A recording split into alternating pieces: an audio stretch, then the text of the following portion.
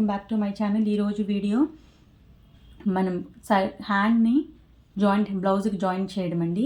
ఇవి హ్యాండ్స్ మనం లోత్ తీసుకున్నామండి. ఆల్రెడీ లోత్ తీసుకున్నాం, లోత్ తీసుకున్నాం. ఈ హ్యాండ్స్ని మనం బ్లౌజ్ పీస్కి జాయింట్ చేయాలండి. Already front part back part కుట్టేసి ఉంచుకున్నాం కదండి. దీనికి మనం హ్యాండ్ జాయింటింగ్ అనేది చేయాలండి. ఈరోజు ఇది ఖర్చు అనేది మనకి ఎప్పుడు హ్యాండ్ జాయింట్ చేసేటప్పుడు ఈ ఖర్చు అనేది ఎప్పుడు మనకి బ్యాక్ సైడ్కే ఉండాలండి. ఈ ఖర్చు అనేది ఎప్పుడు మనం ఇలా బ్యాక్ సైడ్కే ఫోల్డ్ చేసి ఉంచుకోవాలండి. అప్పుడే మన షోల్డర్ జారకుండా ఉంటుంది. ఇది ఒక టిప్ అండి. బ్యాక్ సైడ్కి పెట్టేసుకోవాలి ఖర్చుని. హ్యాండ్ తీసుకొని లోతు తీసిన పార్ట్ ఫ్రంట్ పార్ట్కి లోతు తీసుకున్న పార్ట్ వైపు ఉండాలండి. ఇది బ్యాక్ పార్ట్. కరెక్ట్గా మన మిడిల్ టక్ ఉంటుంది కదండి. మిడిల్ టక్ అనేది ఇక్కడ ఉండేలాగా కరెక్ట్గా చూసుకోవాలండి. మనం ఈ మిడిల్ టక్ ఉండేలా చూసుకొని షోల్డర్ జాయింట్ అనేది మనం చేసుకోవాలండి. ఒక హాఫ్ ఇంచు ఖర్చు కొంచెం వదులుకొని హాఫ్ ఇంచ్ ఖర్చు వచ్చేలా వదులుకొని ఇలా లాగకూడదండి. ఇది ఎక్కడ మనం లాగడం అలాంటివి చేయకూడదు. లాగకుండా పెట్టుకోవాలండి. లాగకుండా పెట్టుకొని జాయింట్ అనేది చేసుకోవాలి స్లోగా. లాగడం టైట్గా పట్టుకోవడం చేయకూడదండి.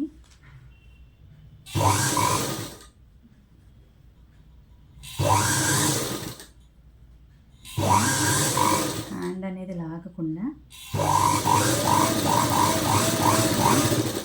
సైడ్ జాయింట్ చేసుకోవాలి.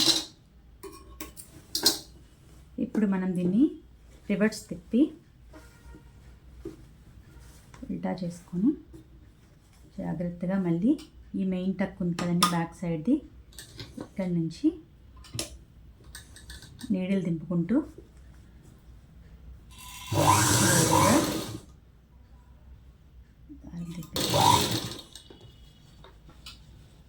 ఇక్కడ కూడా బ్లౌజ్ లాగకుండా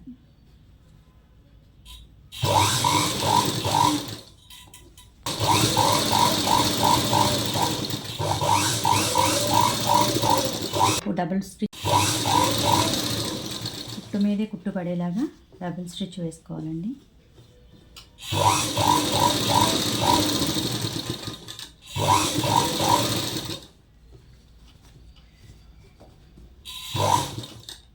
ఆపే